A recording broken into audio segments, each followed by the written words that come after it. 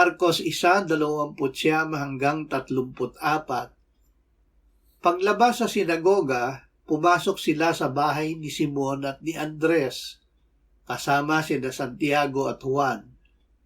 At ang biyanang babae ni Simon ay nakahiga na nilalagnat, at agad nilang sinabi kay Jesus ang tungkol sa kanya. Lumapit siya at hinawakan ng babae sa kamay at siya'y ibilangon. Nawala ang kanyang lagnat at siya'y naglingkod sa kanila. Pagsapit ng gabi, pagkalubog ng araw, kanilang dinala sa kanya ang lahat ng mga may sakit at ang mga inaalihan ng mga demonyo.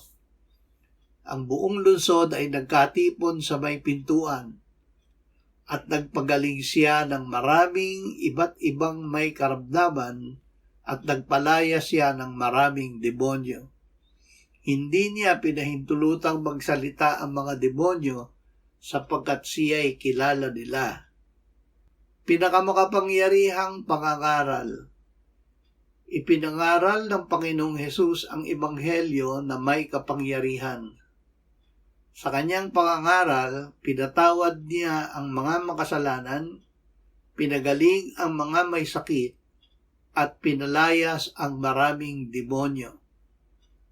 Nasa kanya ang kapangyarihan ng Diyos na gawin ang mga ito, dahil siya ang kapangyarihan ng Diyos at ang karunungan ng Diyos.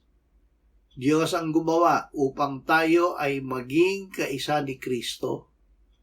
Siya ang ginawa ng Diyos na maging ating karunungang mula sa Diyos, kabanalan, katuwiran at katubusan.